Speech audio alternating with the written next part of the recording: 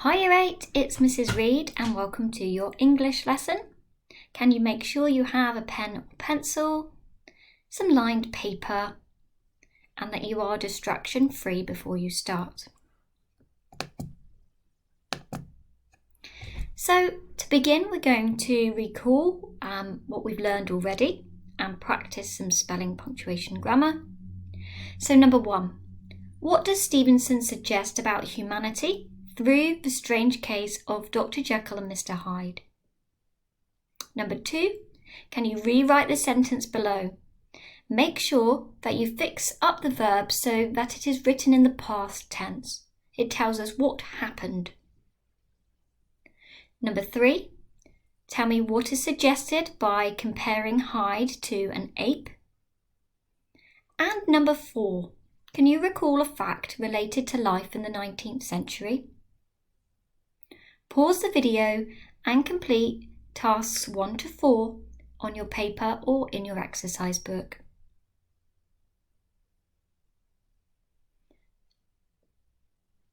Okay, brilliant. So now you might wish to take a different coloured pen or pencil and you can check and correct or fix up your answers. So number 1, you may have said something like Stevenson suggests that the capacity for evil lurks within all of humankind. Remember, he explored that duality of human nature, the ideas of good and evil. Number 2, your sentence should look like this. All at once I saw 2 figures, one a little man who was stumping along eastward at a good walk, and the other a girl of maybe 8 or 10 who ran as hard as she was able down a cross street. Number 3, you might have said something like, by comparing Hyde to an ape, Stevenson suggests that he is primitive, powerful, and brutal. And number 4, well, you could have had a number of facts here, so I haven't written them down, so just have a listen and I'll read through a few of them and you can check them against yours. So you may have had something like the 19th century was a time of great change, a time of invention. In fact, there were lots of things invented, including the battery, the telephone, the car, the automobile. It was also the time of the Industrial Revolution. You may have included some facts about that. It was also a time where there was a clear divide between rich and poor. In fact, poor people lived in extreme poverty, and we saw that many people were forced, really, due to their poverty, into criminal behaviour, and there was an increased rate of crime. Okay. So on to today's figure. Have you any idea who this sinister figure is? If you think you know, write it down.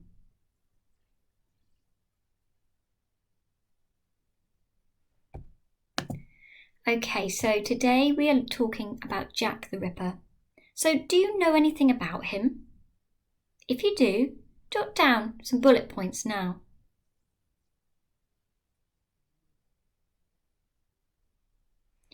Okay, so before we learn about this person, we really need to build our vocabulary.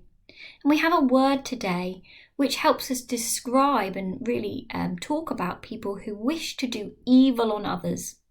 So the word is in the middle there, it's malevolent. In fact, you might want to say that out loud a couple of times to practice it. Malevolent. 3, 2, 1. Malevolent. This is an adjective that means showing a wish to do evil to others. If we look at its etymology, its Latin origins, it means wishing evil. You can look across to the example here. The monster had dark, malevolent eyes that glinted in the light. So these are eyes that signal a wish to do evil to others, something that in fact we would associate with something monstrous. At this point, I would like you to pause the video, write down the word, and its definition.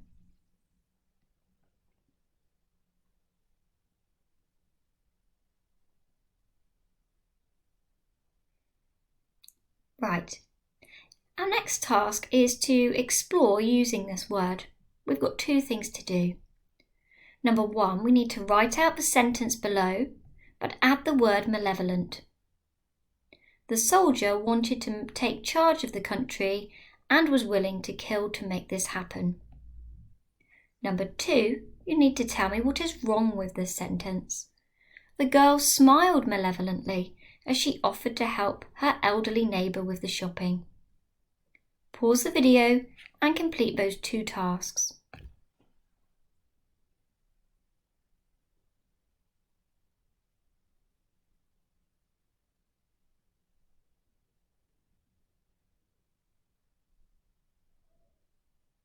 Okay, so in this first sentence here, you may have written out and added the word malevolent. We know it's an adjective, so you may have used it here to describe the soldier. The malevolent soldier wanted to take charge of the country and was willing to kill to make this happen. And in number two, hopefully you noticed that the word here is used incorrectly. The girl smiled malevolently. Well, that would mean she smiled in a way that showed a wish to do evil to others. But in the sentence we're told she offered to help her elderly neighbour with the shopping. That's something kind, even benevolent. So we can see here that actually means the opposite of what we want by using that word. So if we're going to say the girl smiled malevolently, it then must be followed up by something that suggests a wish to do evil. Okay, let's move on. So our big question today is to answer this. Who was Jack the Ripper? We'll answer it if we can. First of all, then, we need some contextual knowledge. So you'll need to be listening for the next few minutes. If you wish to, you may pause the video and make some notes, but you don't have to at this stage. Jack the Ripper is the popular name given to a serial killer who murdered 5 women in the East End of London in 1888. The name was first used in a letter written by an individual claiming to be the killer. The Ripper was the first serial killer in a major modern city with an educated populace. His crimes were well documented by the police and the press. Newspapers at the time were cheap and readership was considerable. The Ripper appeared during a time of political turmoil and social unrest. The Ripper terrified a city by leaving his grossly mutilated victims in plain sight. The Ripper was never caught. You can see here a map of one part of London. This is Whitechapel. We can see running through the middle here, Whitechapel Road. Now, the murder victims here were found in the locations pinpointed in red on the map. We can see all of them are around the area of Whitechapel. So the question is, why was the Ripper not caught? It is difficult to catch a serial killer who does not want to be caught, because the victims are usually unknown to the criminal and it is hard to establish a link. In the 1880s, forensic science was in its infancy. The basic tools of modern criminology, the things that we would use today, such as fingerprinting, blood typing and DNA, were unavailable to the investigators then. The Ripper attacked at times when the streets were largely deserted and chose victims who were usually drunk and defenceless. Finally, the Ripper acted swiftly, leaving little time for him to be caught, and he also managed to leave the scene without witnesses or leaving any evidence as to his identity. Over the years, though, there has been much speculation as to the true identity of Jack the Ripper. So today you are going to do some reading. We're going to read a little bit about each of the suspects and conduct our own investigation. we're going to follow 4 steps. Step 1 will be reading the information, and this information is found in a document attached as a PDF on Show My Homework. Step 2 then will be to scan back through the paragraph and highlight the most important information about each suspect. So we're gathering the details, and once we've done that, step 3 will be to write a summary of the case against each individual. When we've read and written a summary for each person, you can finally then decide who you think was the most likely suspect and explain your choice. Let's look at one together as an example. Okay, so our first suspect then is Prince Albert Victor, and I'll read through the information to you for this first one. One of the most intriguing contenders for Jack the Ripper's crimes is Prince Albert Victor, the son of King Edward and grandson of Queen Victoria. Known to his family as Eddie, the prince was second in line to the throne when he died of influenza at 28.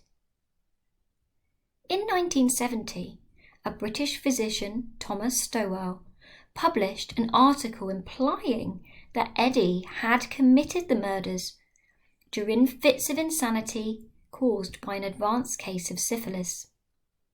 Official records, newspaper reports and other sources, however, offer strong indication that the prince was nowhere near Whitechapel when the victims died.